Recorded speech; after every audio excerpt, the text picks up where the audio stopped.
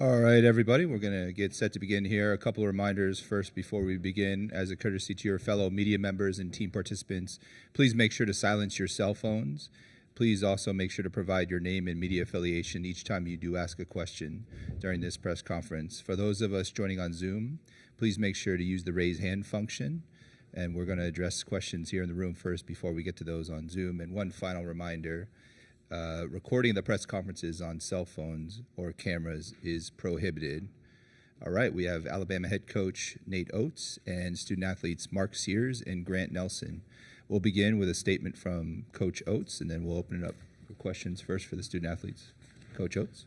I mean, our guys showed some character. They've been showing some character these last 3 games. We've been questioned all year on defense, and probably rightfully so, but our defense showed up, particularly in the second half. You know, we had a game plan.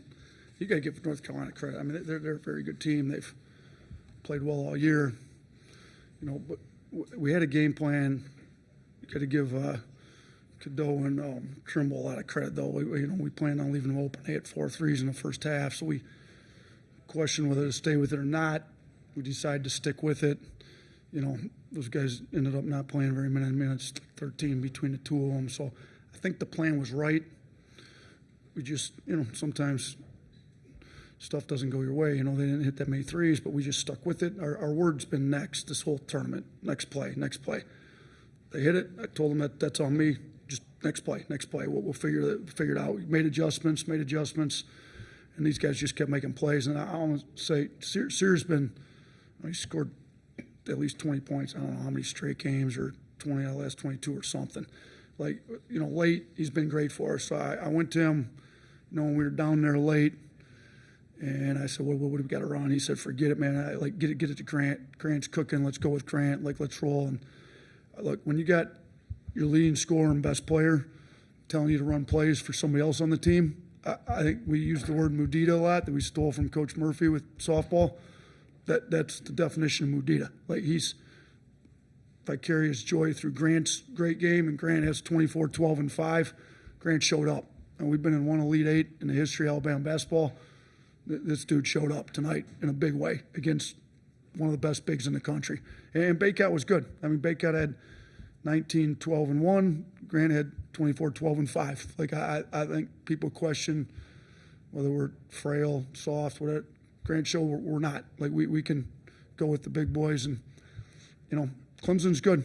Clemson beat us at our place, so we got to get locked in and figure it out. They're a really good team, so we got a short-lived celebration. I told the guys they can celebrate for about 30 minutes. As soon as the media's out of the locker room, we got to get moving on to Clemson. All right, we'll open it up for questions for the student athletes first. Let's go ahead right here, front row.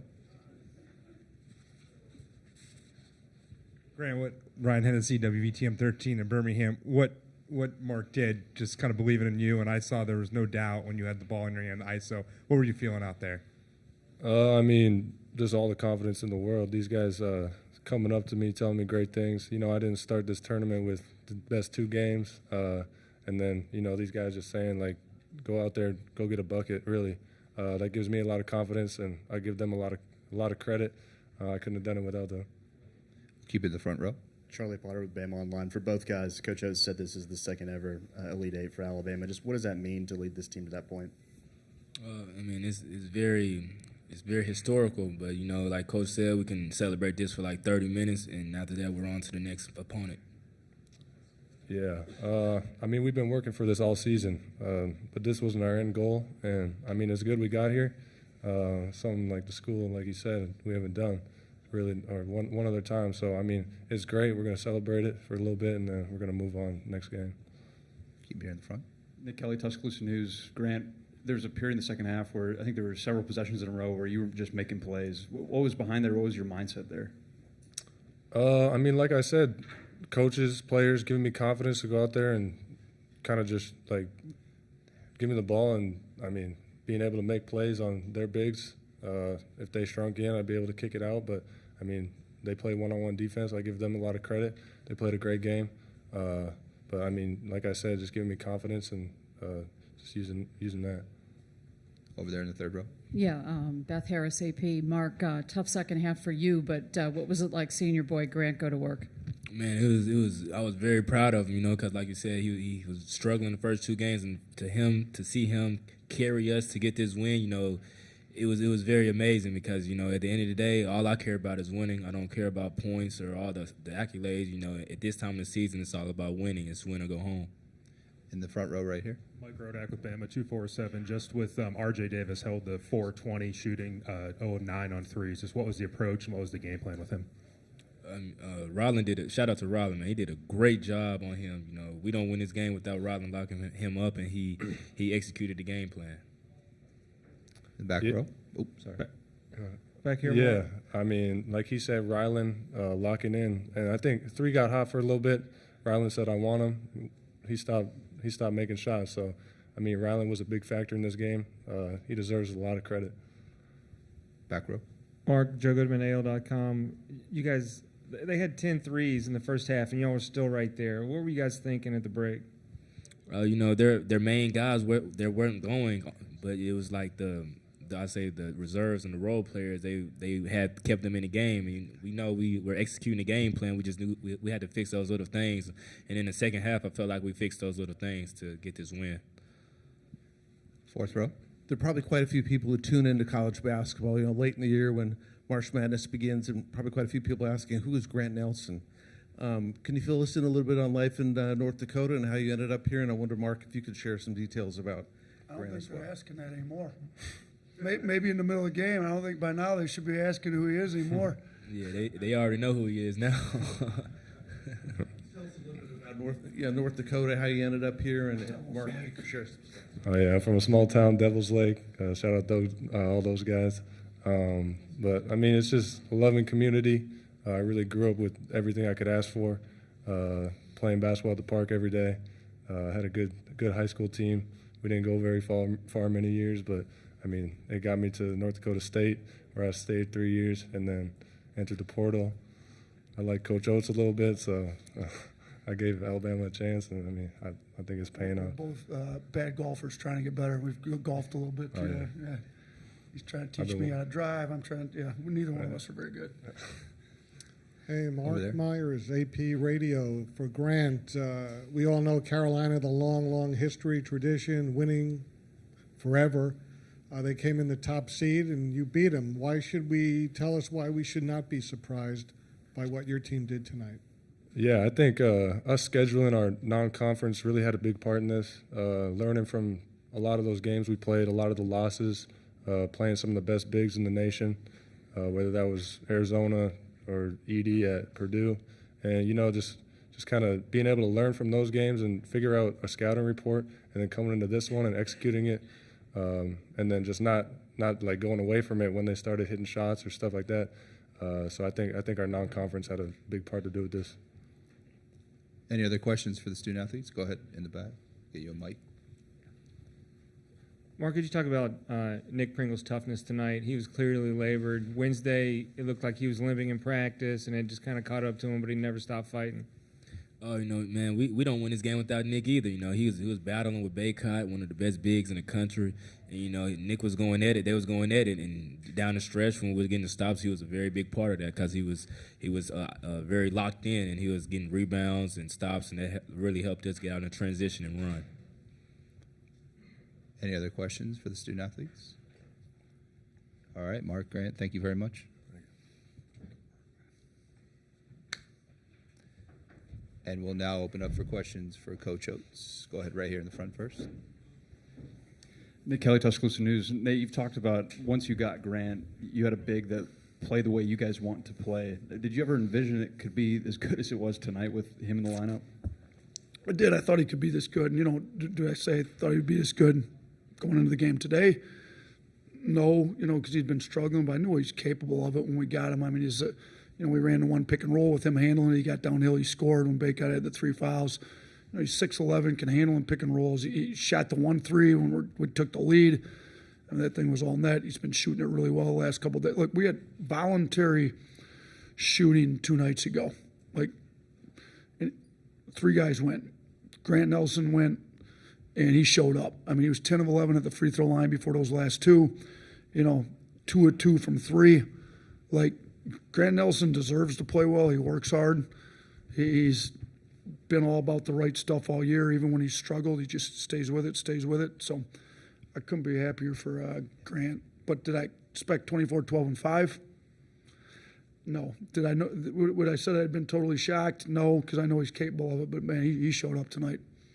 Right here in the front. There was a point in January where you said these are a lot of good kids and there's a lot of good personalities on the team, but maybe they weren't competitive enough or tough enough in some of the big moments. Just how did you get from point A to point B where in these big moments they obviously were very competitive? Look, we kept challenging them. We got to get more competitive in practice. Challenge, like just put it there. I'll say what leadership on the team. Nick Pringle's been great all week.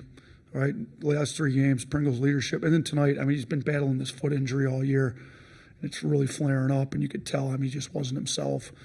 But shoot, I'm looking like we were 28 points per 100 possessions better on defense with him in the game than when he wasn't. So you say a lot about like the leadership of guys trying to get us to compete. Mark Sears has competed as hard as he's ever competed since he's been at Alabama these last 3 games. Like when the season's on the line, we've been challenging these guys all year. They've stepped up. So I got to give these guys a lot of credit. And then, Aaron Estrada, next time we lose, it's the last game he plays. Like he's playing like it. I thought he came out playing great. We just kind of go down the line. Jaron Stevenson didn't score it well, but he led the team in plus minus. Like plus the kid from Chapel Hill, it was a special game for him. He should still be in high school.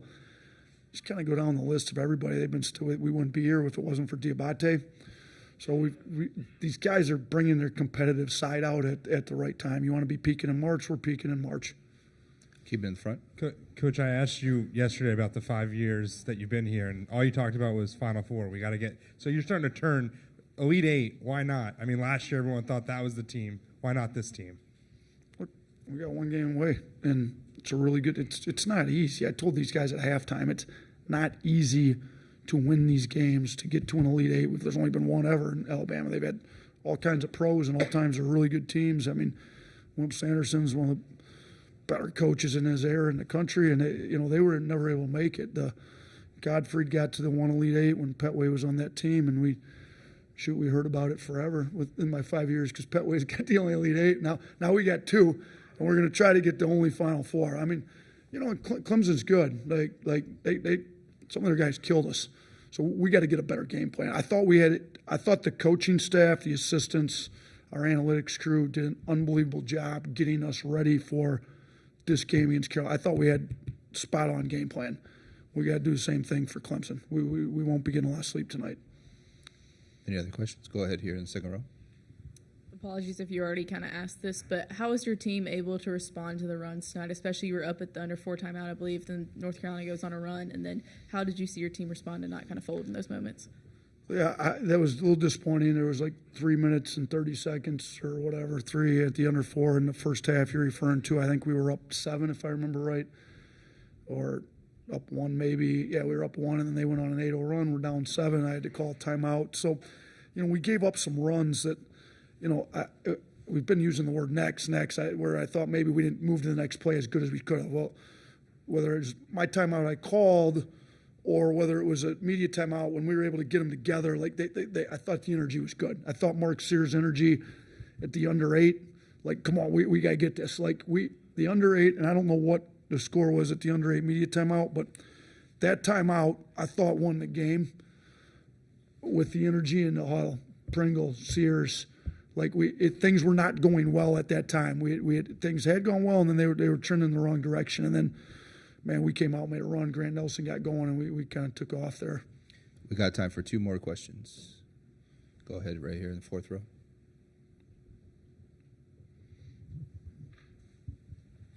I was hoping you could talk a little bit more about this team's defense and the struggles earlier in the season. Just the fact that they delivered today. I wondered what you said at halftime and how this team sort of finally peaked in that.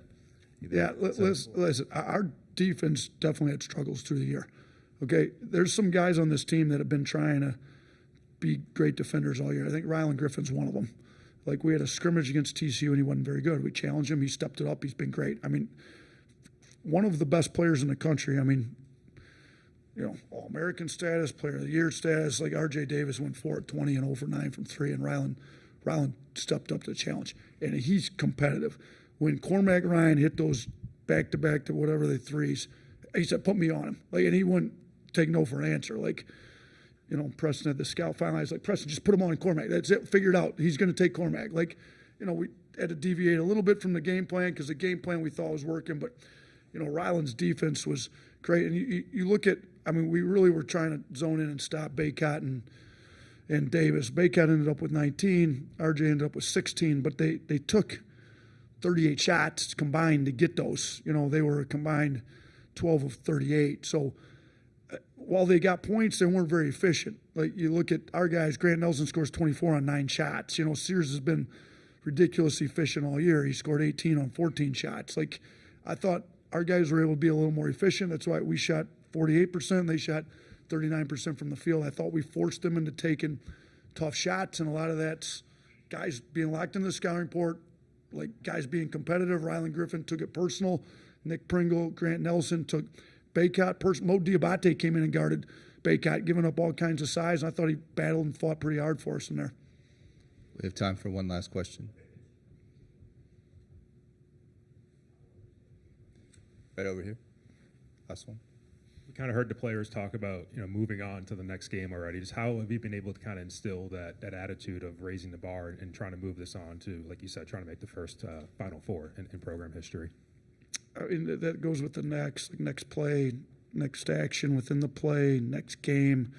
But I did tell these guys, that's great. We made a Sweet 16. We've made 3 of them around here in the last 4 years. We've been 4 NCAA tournaments since I've been here. We've been in 3 Sweet 16s. We haven't really done anything yet. We beat 2 seeds that we were supposed to beat. We beat Charleston. No disrespect to Charleston. Pat does a great job. He's doing a great job at Louisville. But Charleston's got 1 NCAA tournament win in the history of their program. We beat Grand Canyon. They didn't have a tournament win until this year. Those programs had 2 combined NCAA tournament wins. Like, we haven't done anything yet. Like, it's great to be in the Sweet 16. Like, let's not take it for granted. There's only 2 SEC teams left in it. Like, but we haven't done a thing yet. So let's not act like we've done anything yet. Like, now, if we can beat Carolina, now we've done something. Now we're 1 win away from a Final Four, the first one in school history. So I think these guys will be locked in. You know, we won't get to any video with them tonight. The staff will get it all first thing in the morning. I mean, it's a quick turnaround, but we've been good on these turnarounds. I think I've got one of the best staffs in the country, and those guys will be locked in. They're working on it right now. They got out of here immediately, and we'll have a game plan together by breakfast time, and we'll put it in. I think our guys will be ready to go come Saturday. Thanks, Coach.